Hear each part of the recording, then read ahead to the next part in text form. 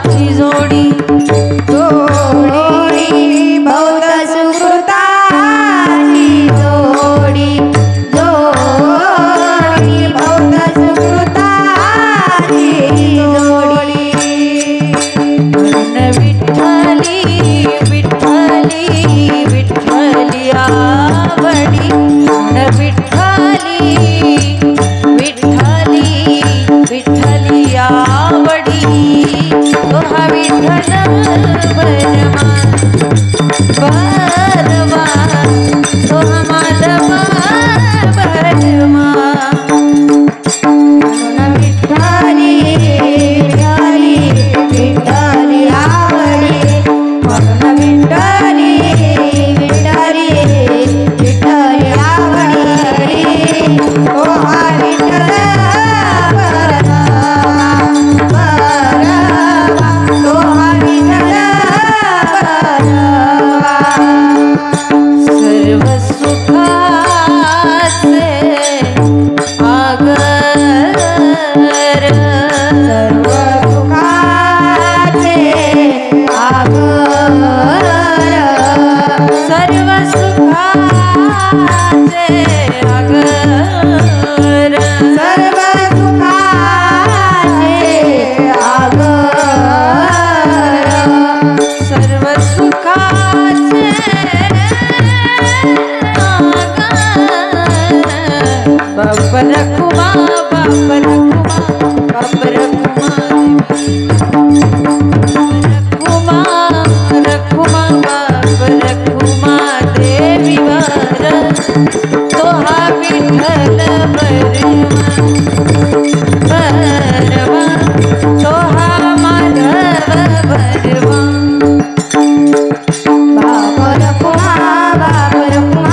बापर कुमा देवीवर बापर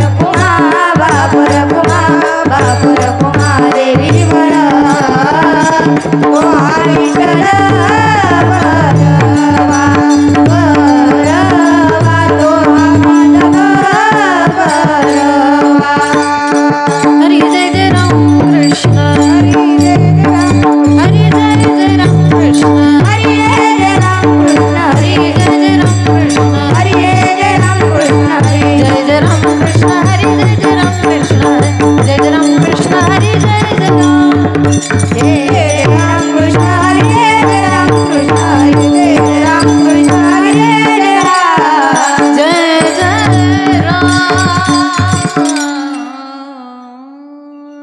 आपुलिया हिता जो असे जागता आपुलिया हिता जो असे जागता आपुलिया हिता जो असे आपुलिया हिता जो असे जागता धन्य माता पिता तयाचिया धन्य माता पिता तयारिया धन्य माता पिता तयारिया कुळी कन्या पुत्र होती जे सात्विक कन्या पुत्र होती जे सात्विक कुळी कन्या पुत्र होती जे सात्विक कन्या पुत्र होती जे सात्विक तयाचा हरिक वाट देवा तयाचा हरिक वाटे देवा तयाचा हरिक वाटे देवा गीता भागवत करीती श्रवण गीता भागवत करीती श्रवण गीता भागवत करीती श्रवण गीता भागवत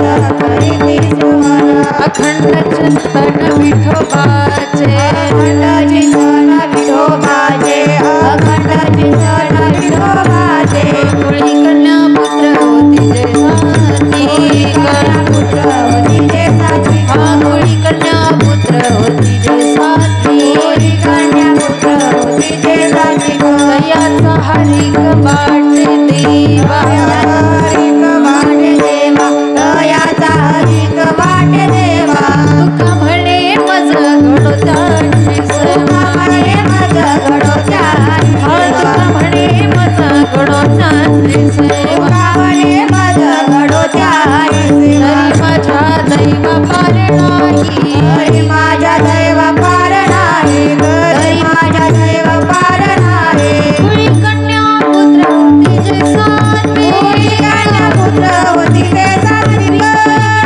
पुत्र होते जे सात्विक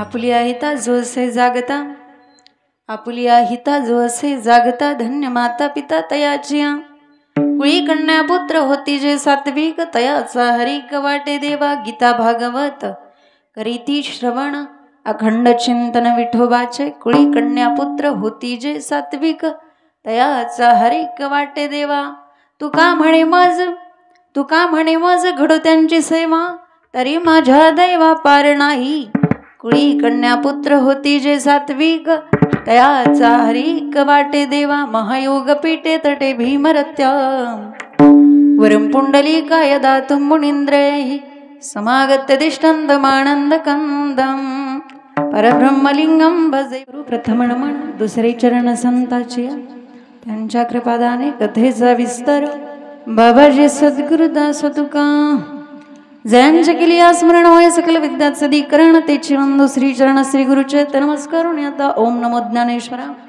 करुणा करा दयाळा तुमचा अनुग्रह लादलो पावन झारो चराचरी आपुलिया हिता जो असे जागता धन्य माता पिता तयाचिया कुळी कन्या पुत्र होती जे सात्विक तयाचा हरिक वाटे देवा विठाला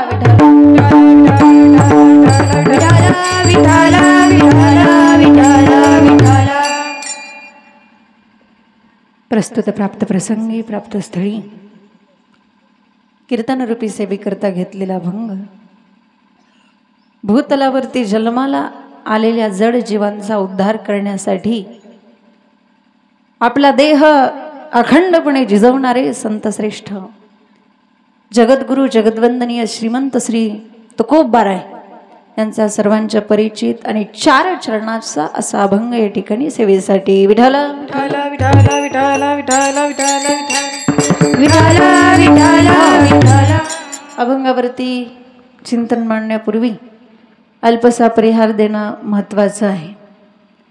या ठिकाणी ज्या निमित्ताने आपण सर्वजण उपस्थित झालेलो आहोत निमित्त म्हणजे आज ज्या मातेचं प्रथम वर्ष श्राद्ध आहे ते माता या शिंगाडे परिवारातील एक आदर्श अशा माता कैलासवासी मातोश्री सुमनताई विश्वनाथ शिंगाडे या मातेच्या प्रथम वर्ष श्राद्धाच्या निमित्ताने आजची ही कीर्तनरूपी सेवा या शिंगाडे परिवाराने माझ्याकडे दिली त्याबद्दल आज या ठिकाणी हा जो परिवार आहे खऱ्या अर्थाने कौतुक करावं असं वाटतं।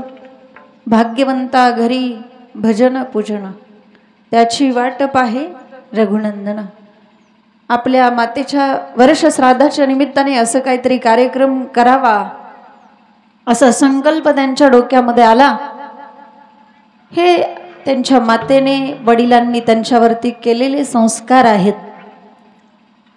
ज्या घरामध्ये काहीतरी संस्कार आहे किंवा ज्या घरामध्ये काहीतरी पुण्य शिल्लक आहे अशाच घरामध्ये असं काहीतरी चांगले कार्यक्रम होत असतात आणि या निमित्ताने या शिंगाडे परिवाराने सुंदर असा 1 दिवसीय नाम महोत्सव कीर्तन सोहळा सुंदर पद्धतीने आयोजित केला आणि या ठिकाणी आपण सुंदर असं सर्व जणांची साथ आहे। सुंदर मंडप आहे, माईक सिस्टीम आहे।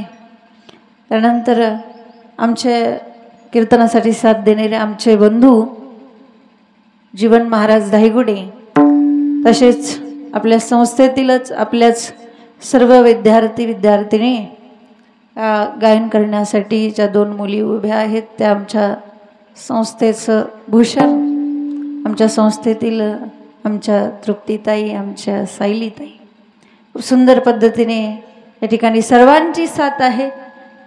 तुम्हा सर्वांची उपस्थिती आहे। सर्व माता भगिनी सर्व पुरुष मंडळी सर्व श्रोते मायबाप सर्वांच्या चरणाला वंदन करून आपण कार्यक्रमाला सुरुवात करू। विठाला विठाला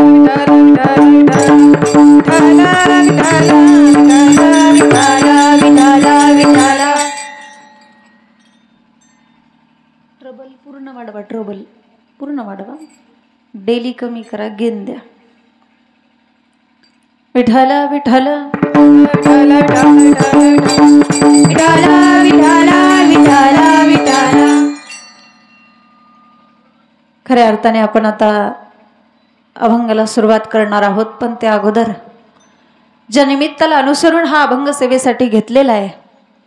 खऱ्या अर्थाने वर्ष श्राद्ध कशाला म्हणायचं, तर जो विधी आपण वर्षाने करतो आणि जो विधी आपण श्रद्धेने करतो त्याला म्हणायचं वर्ष श्राद्ध. या ठिकाणी आपण सर्वजण श्रद्धायुक्त अंतकरणाने आला.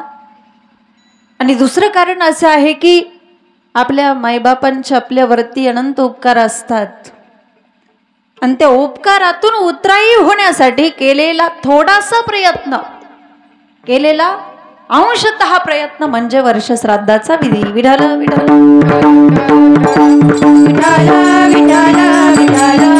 तसं पाहिलं तर त्या आई वडिलांच्या उपकारातून उतराई होणं कठीणच आहे. काय द्यावे त्याशी व्हावे उतराई, ठेवी तो हा पायी जीव थोडा. त्या मायबापांच्या चरणावरती आपण आपलं मस्तक ठेवून प्राण जरी सोडला तरी ते उपकार आपल्याला कधी फेडता येत नाहीत. आणि म्हणून खऱ्या अर्थाने आजचं हे कीर्तन वर्ष श्राद्धाचा विधी आई वडिलांसाठी आपण केला म्हणजे त्यांच्या उपकारातून उतराई होणं इतकं सोपं नाही. हा एक छोटासा प्रयत्न आहे, थोडासा प्रयत्न आहे. म्हणून आज खऱ्या अर्थाने एक आईचं वर्ष श्राद्ध आहे. त्यामुळे एका आईला महत्त्व देणारा, माता पित्यांना धन्यता देणारा हा अभंग सेवेसाठी मी घेतलेला आहे. महाराज म्हणतात की जी मुलं आपल्या हिताच्या ठिकाणी जागी आहेत त्यांचेच माता पिता धन्य आहेत. धन्य माता पिता. मुलाने किती जरी मोठी कर्तबगारी केली तरी धन्य माता पिता. तयाची आपण कुणाच्या, जी मुलं आपुलिया हिता जो असे, जी मुलं आपल्या हिताच्या ठिकाणी जागी आहेत त्यांचेच माता पिता धन्य आहेत. आणि या ठिकाणी 4 विकल्प आहेत. काही लोक जागीत पण त्यांना हित कळत नाही, काहींना हित कळतं पण ते जागे राहत नाहीत. एखाद्याला बळच दुसऱ्याच्या आग्रहाने कीर्तनाला आणलं जातं, पण जरी त्याला कीर्तनाला आणलं तरी ते कीर्तन ऐकत नाही, कुठंतरी एखाद्या खांबाला टेकून झोपी जाणार किंवा मोबाईल चालत बसत.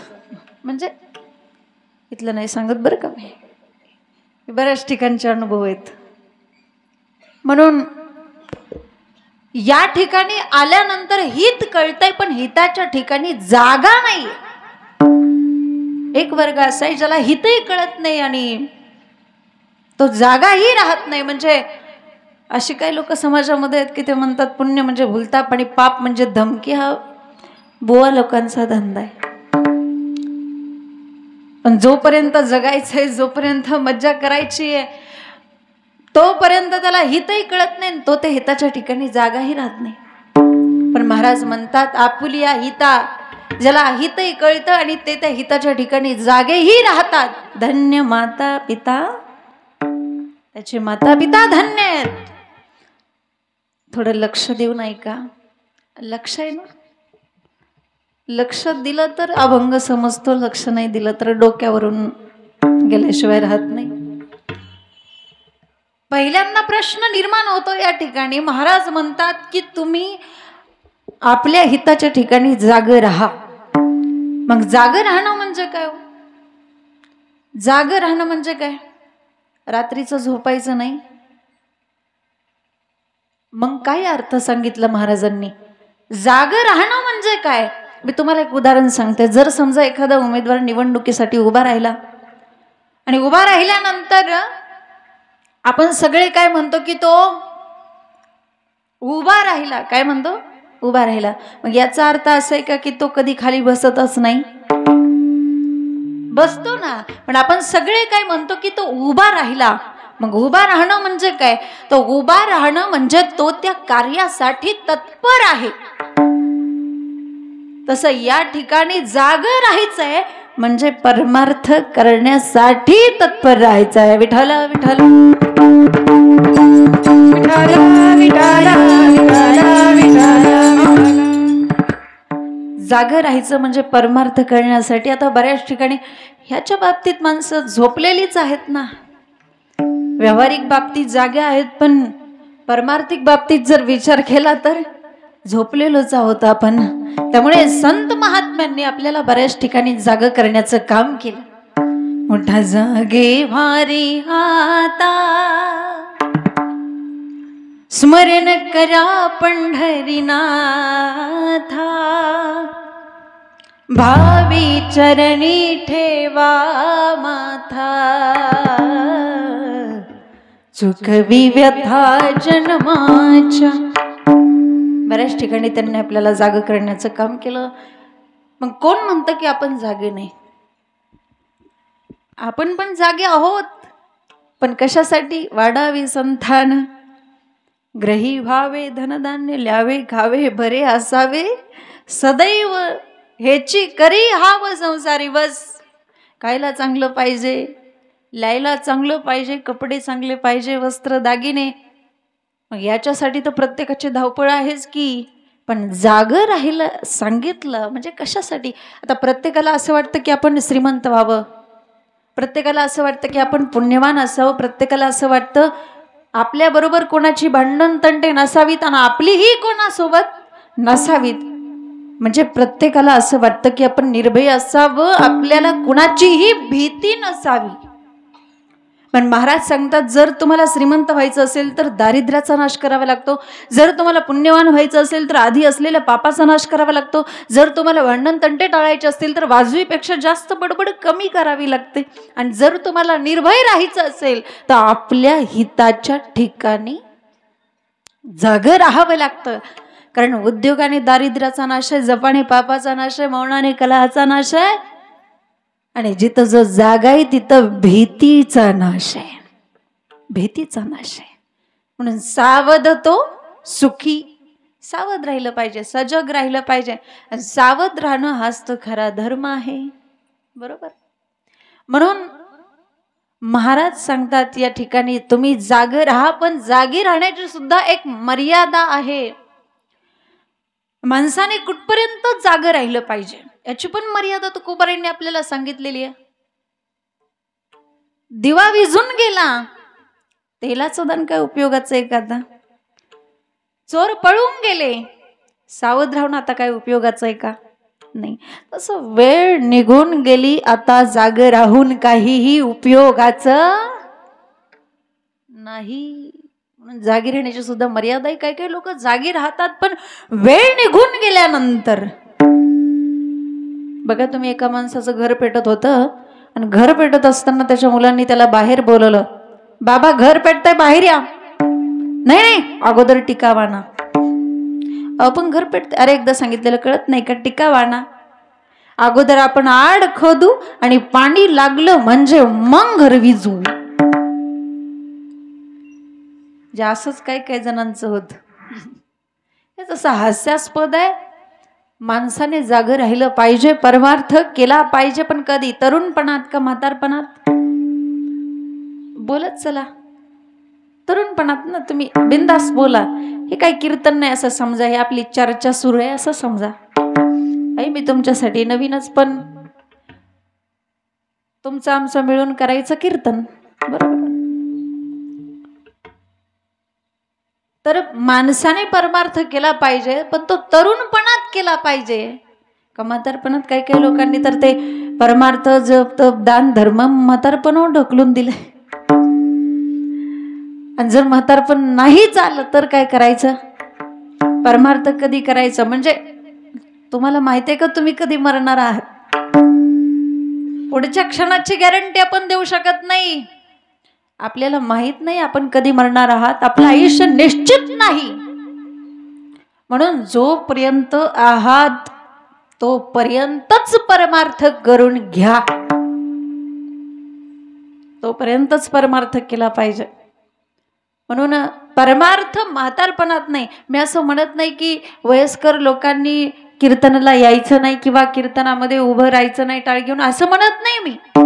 माझं म्हणण्याचा अर्थ असा आहे की तुम्ही परमार्थ करून करून म्हातारे व्हा, पण म्हातार झाल्यावर परमार्थ करू नका.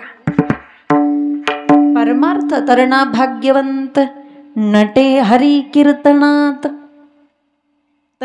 तरुण मुलांनी परमार्थ केला पाहिजे. आमच्या तुकोबारायांनी कधी केला परमार्थ? तरुणपणात केला. सगळे जे जे काही संत महात्मे होते त्यांनी त्यांच्या तरुणपणामध्ये सगळं काही केलं.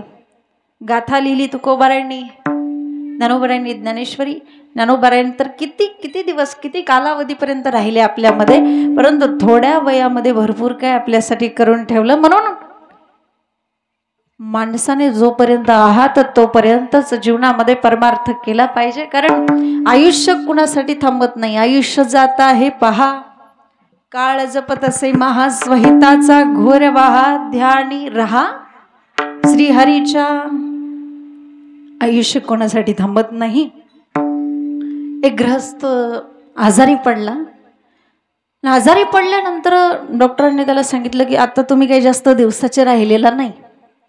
मग त्या गृहस्थाने विचार केला की आपली तर काही गॅरंटी देता येत नाही, मग आपण काय करू, आपली जी सगळी प्रॉपर्टी आहे ती आपण आपल्या पुतण्याच्या नावावर करू. कारण त्याला पत्नी नव्हती आणि दुर्दैवाने मुलंही नव्हती. पुतण्याला त्याने दवाखान्यामध्ये बोलवलं, सांगितलंय बघ मी माझी सगळी प्रॉपर्टी तुझ्या नावावरती करतोय, जर नाही केली तर सरकार जमा होतील. पुतण्या खुश झाला, वकिलांकडे गेला, वारसपत्र वगैरे तयार केलं. वारसपत्र घेऊन दवाखान्यामध्ये आला, पण बघतोय तर काकांची हालचाल पूर्णपणे बंद झाली होती, थांबली होती. पळत पळत डॉक्टरांकडे गेला. डॉक्टरांनी नाडी चेक केली, सांगितलं काका संपले. त्यावेळेस हा इतका नाराज झाला. तो म्हटलं डॉक्टर साहेब असं काय करताय. म्हटलं वाटल्यास मी तुम्हाला काकांनी दिलेली जी मला काही प्रॉपर्टी आहे त्या प्रॉपर्टीतली निम्मी प्रॉपर्टी देतो, 2.5 लाख रुपये देतो, 50 लाख आहेत. पण यांना असं इंजेक्शन द्या की हे निदान सही करण्यापुरते तरी उठले पाहिजेत.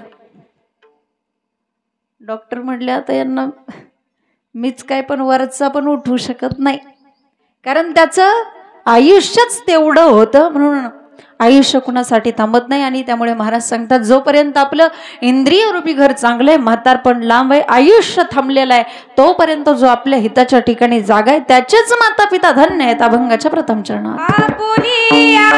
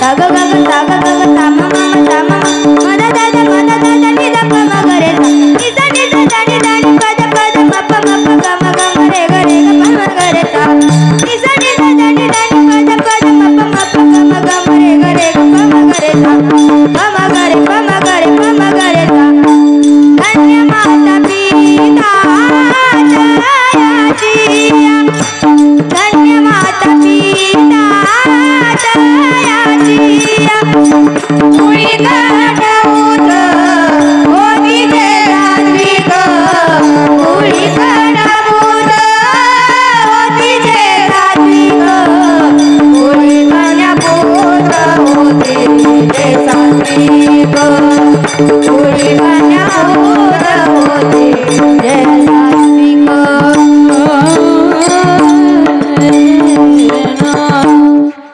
आपुलिया हिता जो असे जागता धन्य माता पिता तयाचिया.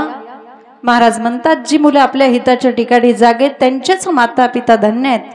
आपण जर विचार केला अभंगाच्या प्रथम चरणाचा तर अभंगाच्या प्रथम चरणामध्ये महाराजांनी प्रथम क्रमांक कुणाला दिला? आईला दिला. धन्य माता आणि मग नंतर पिता. याचं कारण काय? तर याचं कारण असं आहे की संतांचं जे वाङ्मय आहे ते शास्त्राच्या आधारे आहे. पहिल्यांदा मातृदेवो भव आणि मग नंतर दुसऱ्या क्रमांकाला पितृदेव.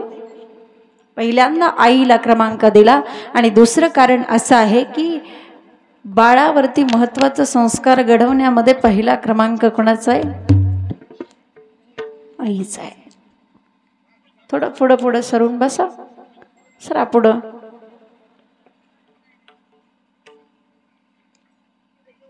जिथं रिकामी जागा आहे तिथं येऊन बसा. तर काय चाललं होतं आपलं? कीर्तन.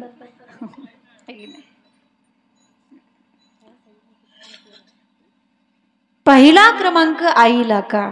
याचं कारण असं आहे बाळावरती महत्वाचा संस्कार जी घडवते ती आई आहे.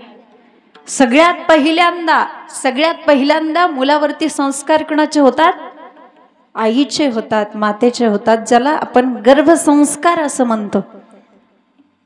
म्हणून लेकुराचे हित वाही माऊलीचे चित्त. जीवनामध्ये आईचं महत्व काय? मी तर असं म्हणेल की ज्यांना आई बाप कळाले ना त्यांना देव कळाला, पण ज्यांना आई बापच नाहीत कळत त्यांना देव कळणं कठीण आहे. ज्यांना वाटतं की देव आपल्यावरती प्रसन्न व्हावा त्याने अगोदर आईला प्रसन्न करायला शिका. देव तुमच्यावरती आपोआप प्रसन्न होईल. कदाचित देव प्रसन्न झाल्यानंतर गेलेले आई बाप पुन्हा मिळतीलच का नाही याच्यात कुठेतरी शंका आहे. पण आई वडिलांची जर सेवा केली तर देव तुम्हाला आपोआप भेटतो. हे प्रत्यक्ष उदाहरण आहे. पुंडलिके काय केले परब्रह्म उभे केले. म्हणून जीवनामध्ये ही आई जर का आपल्या जीवनातून निघून गेली ना, खऱ्या अर्थाने आपल्या जीवनात खरं प्रेम करणारं कुणीतरी गेला, निस्वार्थ प्रेम करणारं कुणीतरी गेला. या खोट्या जगामध्ये आई वडिला इतकं खरं प्रेम करणारं जगात कोणीच नाही. म्हणून जिवंतपणीच त्या माईबापाला जपलं पाहिजे, त्यांच्यासमोर प्रेम व्यक्त केलं पाहिजे.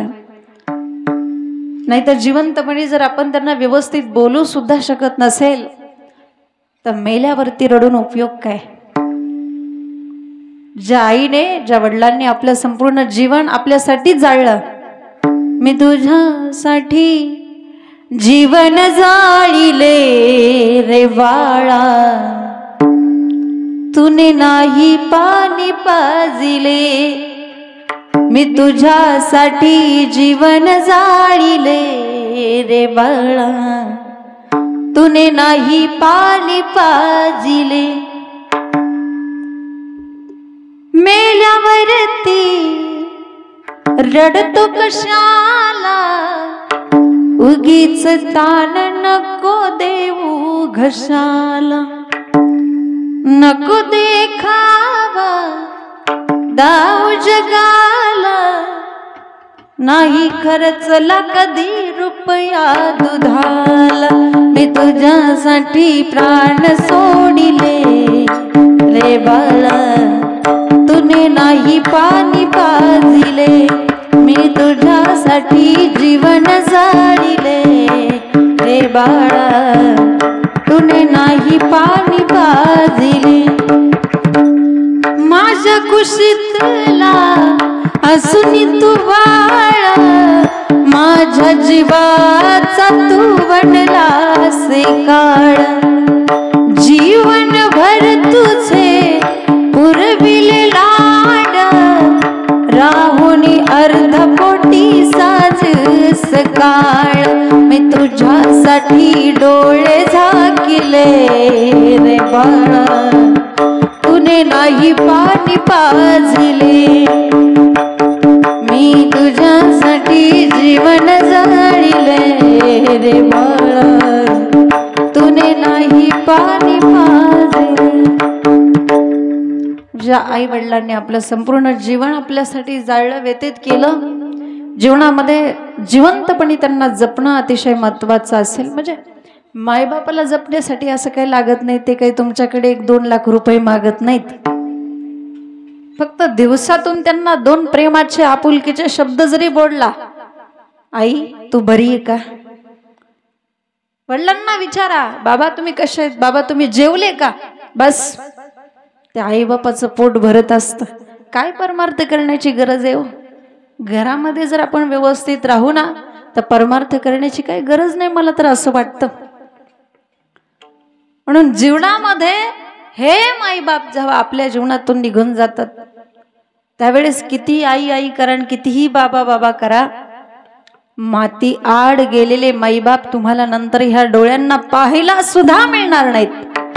ते पाहायला मिळतील ते फक्त फोटोमध्ये. आणि एक गोष्ट लक्षात घ्या, आज कलियुगामध्ये अजून पण ज्यांचे माईबाप जिवंत आहेत ना, लक्ष देऊन ऐका, आजही कलियुगामध्ये सुद्धा अजून पण ज्यांचे माईबाप जिवंत आहेत त्याच्यासारखा श्रीमंत माणूस जगामध्ये कोणताच नाही. कोणाला आपण श्रीमंत म्हणतो? एका कवितेमध्ये फार सुंदर वर्णन आलेलं आहे.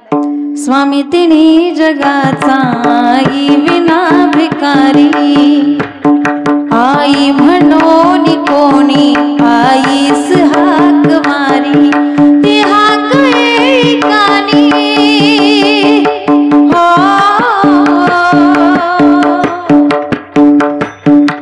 ती हाक ऐकानी मज होई शोककारी. स्वामी तिन्ही जगाचा आई विना भिकारी, स्वामी तिन्ही जगाचा आई विना भिकारी.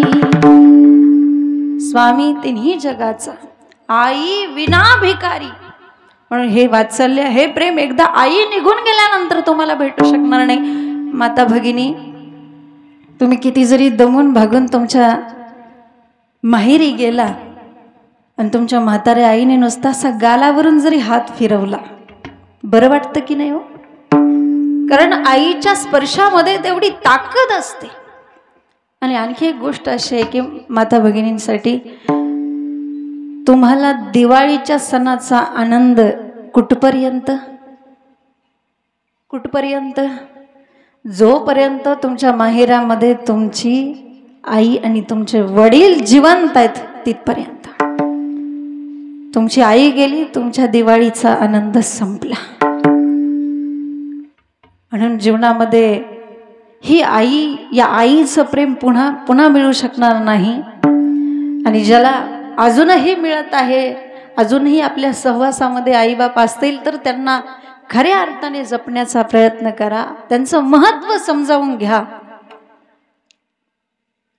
जीवनामध्ये किती मोठं व्हा तुम्ही, किती डॉक्टर व्हा, वकील व्हा, इंजिनियर व्हा, परंतु आपल्या आईवडिलांना विसरू नका.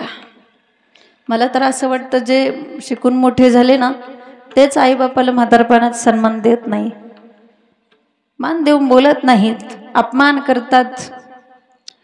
एवढं शिकून जर तुमच्या आईबापांनी तुम्हाला मोठं केलं असेल तर त्यांनाच तुम्ही असं बोलल्यानंतर त्यांच्या अंतःकरणाला काय वाटत असेल याचा जरा विचार करा. त्यांच्या जागेवरती येऊन तुम्ही किती मोठं व्हा, परंतु फक्त तुमच्या आई वडिलांमुळे तुम्ही मोठे आहात ही गोष्ट कधी विसरू नका.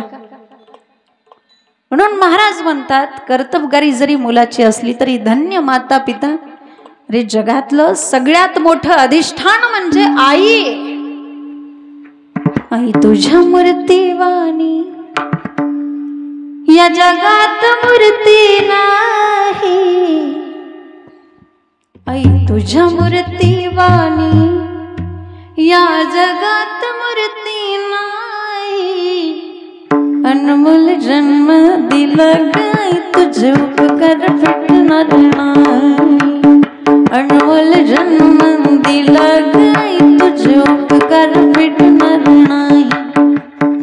बालपणी मी खेळत खेळत दिसत होतो ताना. अमृताहुनी गोड आई पाजिला तू पाना.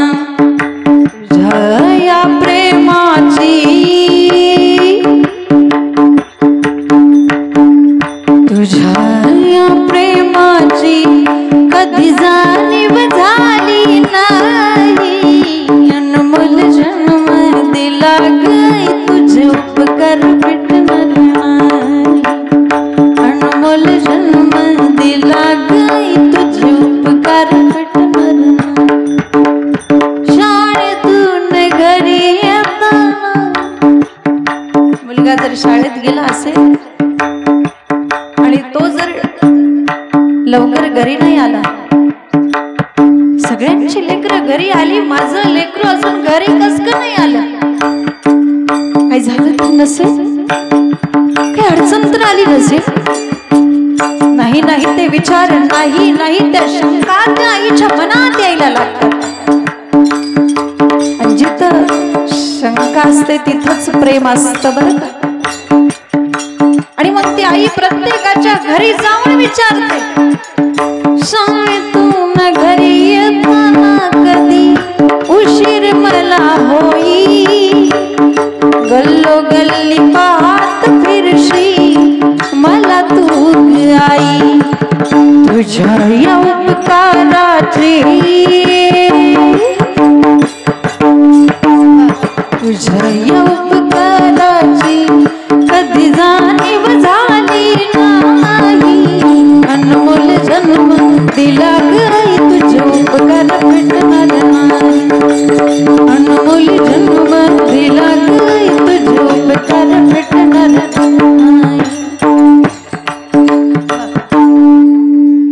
जगातलं सगळ्यात मोठं अधिष्ठान म्हणजे आई आहे. आमचे तुकोबाराय सांगतात, तुका म्हणे माय बाप ही देवाची रूप आहेत, अवघी देवाचीच रूपे. आणि म्हणून जीवनामध्ये किती जरी मोठी कर्तबगारी केली तरी महाराज म्हणतायत धन्य माता पिता तयाची. जेव्हा ते पोरग पोटामध्ये असताना ज्यावेळेस ते लाथा मारतं, लाथा, आई अभिमानाने सांगते की माझं पोरग लाथा मारतय. काय करते? कौतुकाने सांगते, अभिमानाने सांगते की माझं पोरग लाथा मारते. महाराज एवढं प्रेम जगामध्ये कोणच करू शकणार नाही. एवढं श्रेष्ठ नातं जगामध्ये कोणतंच नाही.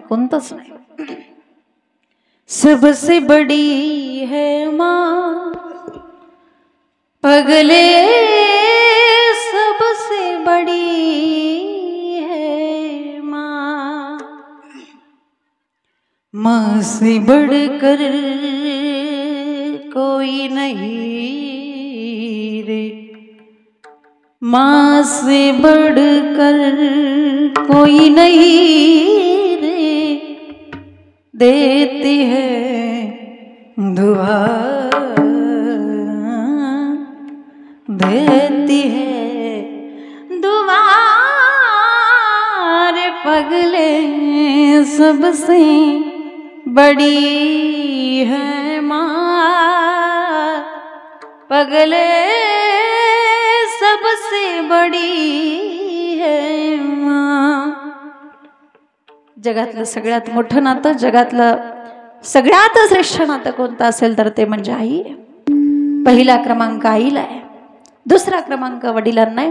कारण सगळ्यात पहिल्यांदा आईचे संस्कार मुलावरती होत असतात आणि मग वडिलांचे होत असतात. आणि दुसरं कारण मी तुम्हाला सांगेल, पहिला क्रमांक आईला का, याचं कारण असं आहे, जेथे जेथे कर्तबगारी पुत्राने आपल्या मातेचा स्वाभिमान धारण केलेला आहे त्या शास्त्राच्या आधारे संतांचं वाङ्मय असल्यामुळे पहिला क्रमांक कुणाचा आहे? आईचा आहे.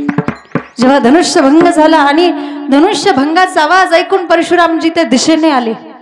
धनुष्य कोणाचं होतं? परशुरामजीचं होतं. कुणी तोडलं ते? आता रामायण सगळ्याचं पाठ आहे ना. कुणी तोडलं? प्रभू रामचंद्रांनी ते तोडलं.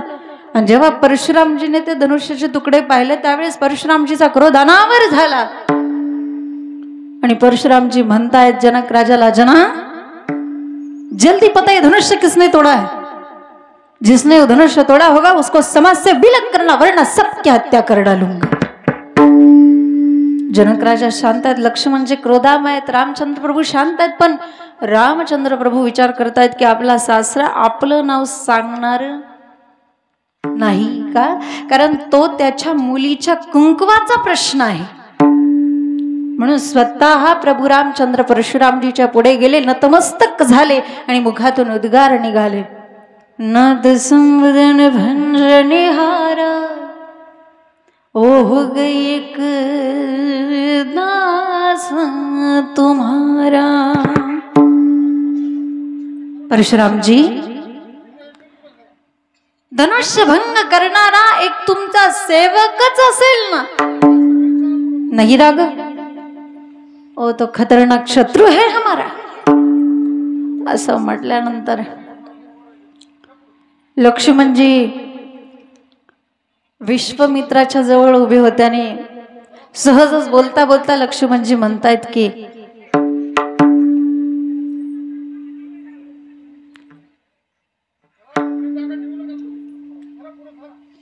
जिथं रिकामी जागा आहे तिथं ज्ञान येऊन बसत असतं बरं का. कुठं? जिथं रिकामी जागा आहे तिथं ज्ञान येऊन बसतं. म्हणून रिकामी जागा कोणी सोडू नका.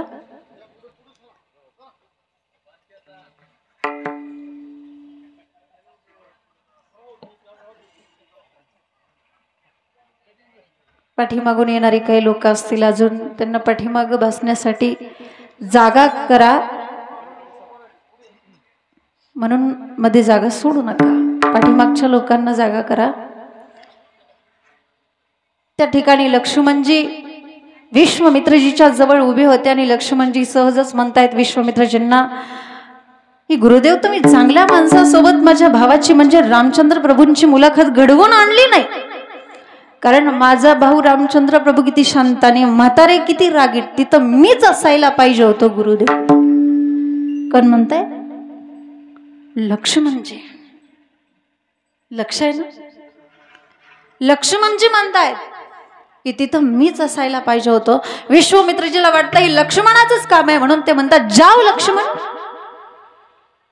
लक्ष्मण जे येतात आणि आगीच रॉकेल वतावा असा पहिला शब्द टाकतात, बहुत धनुष्य तोडे उले रकाई.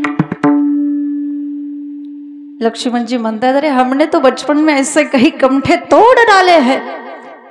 मी तर लहानपणी असे कितीतरी धनुष्यबाण तोडून टाकलेले आहेत. कोण म्हणताय?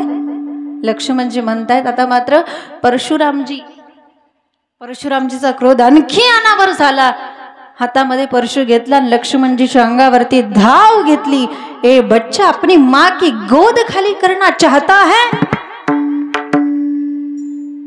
लक्ष्मणजी म्हणतायत, परशुरामजी तुम्ही किती जरी वेळा परशु घेऊन धावले तरी आम्ही तुम्हाला घाबरणार नाही आणि तुमच्या सोबत युद्धही करणार नाही. का? कारण आम्ही क्षत्रियाची मुलं आहोत, कारण आम्ही क्षत्रियाची संतान आहोत आणि आमचं ठरलंय ज्याच्या गळ्यामध्ये जाणव आहे आणि ज्याच्या कपाळाला गंध आहे त्याचं रक्षण करण्यासाठी आम्ही क्षत्रिय आहोत, आक्रमणासाठी नाही. आणि जरी तुम्हाला वाटत असेल हे बाळ भीतीपोटी बोलतय, तरी अजूनही वेळ गेलेला नाही परशुराम जी। अगर आपको देखना है तो जन्मा निकाल दो, तिलक मिटा दो और बाद में परशु दिखाओ, तब पता चलेगा कि सुमित्रा माँ के दूध में कितनी ताकत है। कर्तबगारी लक्ष्मणाची, पण स्वाभिमान कोणाचा? सुमित्रेचा। स्वाभिमान कोणाचा? आईचा। म्हणून जेथे जेथे कर्तबगारी पुत्राने आपल्या मातेचा स्वाभिमान धारण केलाय, त्या शास्त्राच्या आधारे संतांचं वाङ्मय असल्यामुळे पहिला क्रमांक कुणाला? मातेला। पण काही लोकांनी तुकोबारायांना विचारलं, म्हटले महाराज जी मुलं आपल्या हिताच्या ठिकाणी जागी आहेत, त्यांच्या पोटी जन्माला आलेली प्रजा, त्यांच्याबद्दल तुम्हाला काय वाटतं? कुळी कन्या पुत्र होती जे सात्री कुळी कन्या पुत्र होती जे सात्री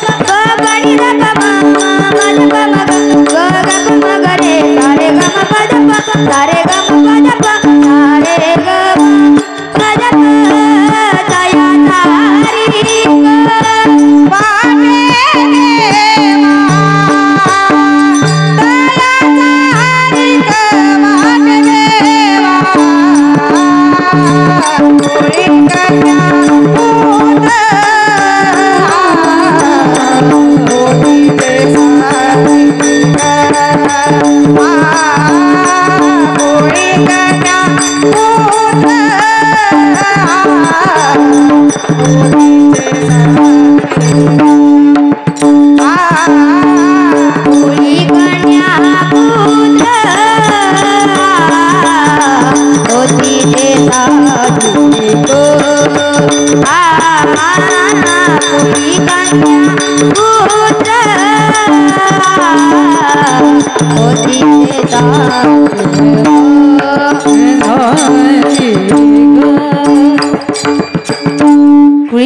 पुत्र होती जे सात्विक त्याचा हरीक वाटे देवा. महाराज म्हणतात सात्विक कुळामध्ये जन्माला आलेली मुलगी असो अथवा मग तो मुलगा असो, त्यांचा मलाच काय तर त्याचा देवाला देखील आनंद वाटतो, देवाला देखील त्यांचा हर्ष वाटतो. तयाचा हरीक वाटे देवा. आपण जर विचार केला अभंगाच्या दोन्ही चरणाचा, तर अभंगाच्या प्रथम चरणामध्ये महाराज प्रथम क्रमांक कोणाला देत आहेत? लक्ष आहे ना? आईला. अभंगाच्या दुसऱ्या चरणामध्ये महाराज प्रथम क्रमांक कोणाला देत आहेत? दुसऱ्या चरणामध्ये कुळी कन्येला, आणि मग नंतर काय?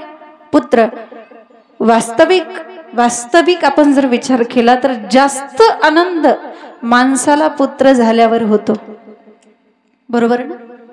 म्हणजे मी असं म्हणत नाही की मुलगा नसावा, मुलगा पण असलाच पाहिजे, पण मुलगा होण्याकरता आपण जे काय मुलीला मारतो, मला असं वाटतं तिथं कुठेतरी तुमचं चुकतंय. मुलगा आणि मुलगी समानच धरले पाहिजे. आणि महाराजांनी तर प्रथम क्रमांक मुलीला दिला, प्राधान्य मुलीला दिलं. बरं, त्यांना असं पण म्हणता आलं असतं कुळी पुत्र कन्या होती जे सात्विक, असं पण म्हणता आलं असतं. पण महाराज काय म्हणतात? कुळी कन्या आणि मग नंतर पुत्र. मग पहिला क्रमांक मुलीला का? याचं कारण काय? तर याचं कारण असं आहे, जातती कन्या महती चिंता. ज्यावेळेस मुलगी जन्माला येते त्यावेळेस वडिलांना तिची काळजी वाटते, ती वयात आल्यावर पुन्हा तिची काळजी वाटते. तिच्या लग्नाच्या प्रसंगी त्यावेळेस पैशाची चिंता असते. आणि ज्यावेळेस त्या मुलीचं लग्न होतं त्यावेळेस वडिलांचं अंतकरण दुःखी होतं. कितीही कठोर अंतकरणाचा बाप असू द्या, आपल्या मुलीच्या लग्नात रडतो बाप. तुमचा आमचा सोडा, पण कण्वासारखे मुनी रडले शकुंतलेसाठी आणि जनकासारखे विदेही रडले सीतेसाठी. आपण तर कोण आहे? मग पहिला क्रमांक मुलीला का? जी मुलगी तुम्हाला जन्मापासून ते मरेपर्यंत दुःखाशिवाय काळजीशिवाय दुसरं काहीच देत नाही, त्या मुलीला पहिला क्रमांक का? प्रथम क्रमांक का? याचं कारण असं आहे, एक वृद्ध गृहस्थ हिमालयाची यात्रा करत होता. खांद्यावरती एक लहान बाळ होतं आणि त्या वृद्ध गृहस्थाला त्या स्वामीराम तीर्थांनी विनंती केली, दादा आपके पास जो बच्चा है तो मेरे गोद में दे दो, मुझे भी आनंद मिलेगा, आपकी भी थकान उतर जाएगी. स्वामीला त्या ठिकाणी नमो नारायणाचे उद्गार केल्यानंतर तो वृद्ध गृहस्थ म्हणतोय की स्वामी जी आप ब्रह्मचारी है, अगर मेरा बेटा होता तो तुम्हारे पास देता, पर बेटा नहीं स्वामी जी मेरी कन्या है, और जिस पिता को कन्या का बोझ लगता है वो दुनिया में पिता होने के लायक नहीं. ज्या बापाला स्वतःच्या मुलीचंच ओझ होतं तो बाप बनण्याच्या, हे एका बापाचेच उद्गार आहेत, एका पित्याचेच उद्गार आहेत. मग पहिला क्रमांक मुलीला का? याचं कारण असे, मातृत्वाचा पराक्रम आणि पराक्रमाचं मातृत्व पुत्राकडे, परंतु मातृत्वाचा पराक्रम कन्याच करू शकते, म्हणून कुळी कन्या पुत्र. आता हे झालं कन्येचं. पुत्र कोणाला म्हणायचं? तर जे असा एकच पुत्र पुरे एकचे पुत्र माय बापा पोटी, हरिस्मरणी उद्धरे कुळकोटी, धन्य वंशी जन्मला भगीरथ, गंगा आणोनी पूर्वज केले मुक्ता. याला म्हणायचं पुत्र. जे आपल्या पितरांना तारतात त्यांना म्हणायचं पुत्र. म्हणून महाराज म्हणतात सात्विक कुळामध्ये जन्माला आलेली कन्या असो अथवा मग तो पुत्र असो, त्यांचा मलाच काय तर त्यांचा देवाला सुद्धा काय वाटतो? हर्ष वाटतो. देवाला सुद्धा त्यांचा आनंद वाटतो. पण देवाला आनंद वाटण्याच्या लायकीच ते करतात काय? गीता भागवत करीती श्रवण, गीता भागवत करीती श्रवण, गीता भागवत करीती श्रवण, गीता भागवत करीती श्रवण, गीता भागवत करीती श्रवण, गीता भागवत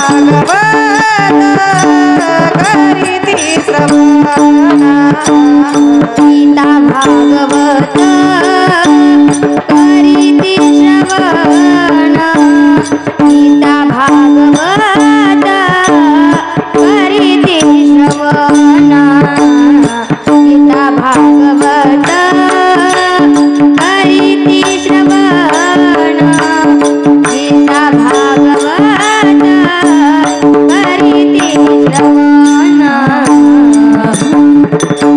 अखंड चिंतन विठोबाचे अखंड चिंतन विठोबाचे ओ अखंड चिंतन विठोबाचे अखंड चिंतन विठोबाचे ओ मगरे मगरे साग मगरे सनी रे सनी सारे रे गरे सा सनी सारे रे गरे सा सनी सारे रे गरे सा अखंड चिंतन विठोबाचे अखंड चिंतन विठोबाचे ओ अखंड चिंतन विठोबाचे अखंड चिंतन विठोबाचे ओ कोळी कन्या होती जे सती कोळी कन्या होती जे सती कोळी कन्या होती जे सती कोळी कन्या होती जे सती कोळी कन्या पुत्र होती रे सात्विक कोळी कन्या पुत्र होती रे सात्विक कोळी कन्या पुत्र होती रे सात्विक कोळी कन्या पुत्र होती रे सात्विक विठोबार खुमाई विठोबार विठोबार खुमाई विठोबार खुमाई विठोबार खुमाई विठोबार खुमाई विठोबार खुमाई विठोबार खुमाई विठोबार खुमाई डोबार कुमाई विठोबार खुमाई डोबार कुमाई विठोबार खुमाई डोबार कुमाई विठोबार खुमाई डोबार कुमाई विठोबार खुमाई डोबार कुमाई विठोबार खुमाई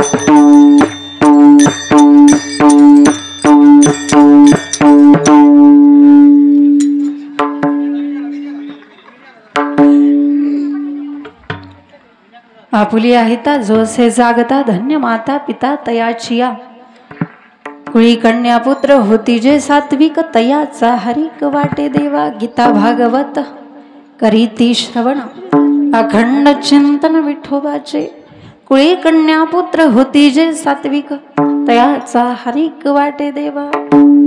महाराजांनी अभंगाच्या 3ऱ्या चरणातून सांगितलं की सात्विक कुळामध्ये जन्माला आलेली मुलगी असो अथवा मुलगा असो, ज्यावेळेस ही मुलं गीता आणि भागवत या ग्रंथाचं श्रवण करतात, अखंड विठ्ठलाचं चिंतन करतात। बघा तुम्ही या अभंगामध्ये फक्त गीता आणि भागवत या 2च ग्रंथाचा उल्लेख का केला? बाकीचे ग्रंथ नव्हते का? 6 शास्त्र, 18 पुराण, 4 वेद एवढी ग्रंथ संपत्ती आहे तरी पण गीता आणि भागवत या दोनच ग्रंथाचा उल्लेख या अभंगामध्ये का? याचं कारण असं आहे, ज्याचा जन्म झालाय त्याला मरावं लागणार आहे, आणि ज्याला मरावं लागणार आहे त्याला मरेपर्यंत जगावं लागणार आहे. पण मरेपर्यंत कसं जगायचं ह्या प्रश्नाचं उत्तर गीतेत आहे, आणि जगणं संपलं म्हणजे मरायचं कसं ह्या प्रश्नाचं उत्तर भागवतात आहे. म्हणून गीता भागवत करीती श्रवण. सात्विक कुळामध्ये जन्माला आलेली मुलं आणखी काय करतात? अखंड चिंतन विठोबाचे, अखंडतेने विठ्ठलाचं चिंतन करतात. आणि परमार्थामध्ये अखंडतेला खूप महत्व आहे. अखंड खंडेना जीवन राम कृष्ण नारायण.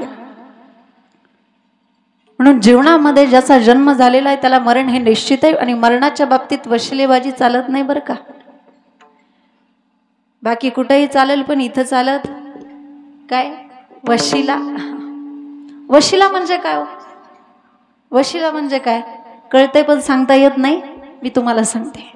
वशिल्याची व्याख्या अशी आहे, व म्हणजे वय नसतानाही, शी म्हणजे शिक्षण नसतानाही, आणि ला म्हणजे लायकी नसतानाही जो लावला जातो त्याला म्हणायचं वशिला. पण मरणाच्या बाबतीत ही वशिलेबाजी चालत नाही. तुम्ही हिंदुस्थानमध्ये शोधा, एखादे मंदिर नसलेलं गाव तुम्हाला सापडेल पण स्मशानभूमी नसलेलं गाव तुम्हाला सापडणार नाही. कारण मरण हे अटळ आहे. 9 भी मर गए, 10 भी मर गए सहस्र 33 कोटि देवता मर गए पड़े काल के फांसी. 9 भी मर गए, 10 भी मर गए सहस्र 88.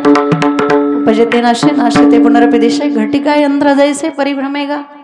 म्हणून ज्याचा उगम आहे त्याचा नाश आहे. त्यामुळे कसं जगायचं हे गीतेकडून शिकायचं, आणि कसं मरायचं हे भागवताकडून शिकायचं आहे. कसं जगायचं हे भगवान श्रीकृष्णाने गीतेच्या माध्यमातून अर्जुनाला शिकवलं. अर्जुना काय देवा, जर जिंकलास तर हस्तिनापुराचा राजा होशील, आणि जर मेलाच तर स्वर्ग प्राप्ती होईल तुला. कसं जगायचं हे गीतेने शिकवलं, आणि कसं मरायचं हे भागवत शिकवतं. भागवताने कुणाला शिकवलं कसं मरायचं? कुणाला? भागवत आपण श्रवण केला असेल. परीक्षिती राजा.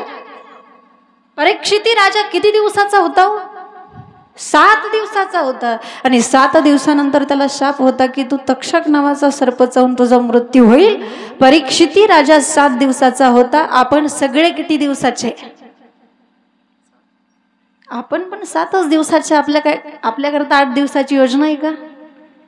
7 दिवस म्हणजे कोणते 7 दिवस? रविवार, सोमवार, मंगळवार हे बरं का. नाहीतर तुम्हाला वाटेल की ह्या 7 दिवसापैकी कुठल्या तरी एका वारी जाणं आपल्याला निश्चित आहे. याच्यापेक्षा अजून नवीन वार कोणता येईल का? नाही.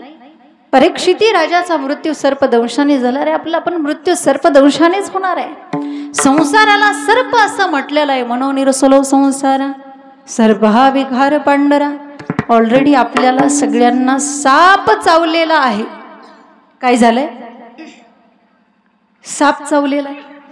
तू म्हणाल कसं काय? आता पूर्वीच्या काळामध्ये जर काही एखाद्याला साप चावला की काय करायचे बाबा? इथं जुनी मंडळी आहेत. पूर्वीच्या काळामध्ये साप चावल्यानंतर काय करायचे? त्याला लिंबाचा, बरोबर, पहिल्यांदा त्याला मंजबाच्या पालावरती न्यायचं, मांत्रिकाने मंत्रोपचार करायचे, नंतर त्याला कडुलिंबाचा रस पाजायचे किंवा कडुलिंबाचा पाला त्याला खायला द्यायचे, आणि मग नंतर विचारायचे असते पाला कस काय? तो म्हणतो पाला गोड लागतोय. मग समजायचं की त्याला साप चावलेला आहे.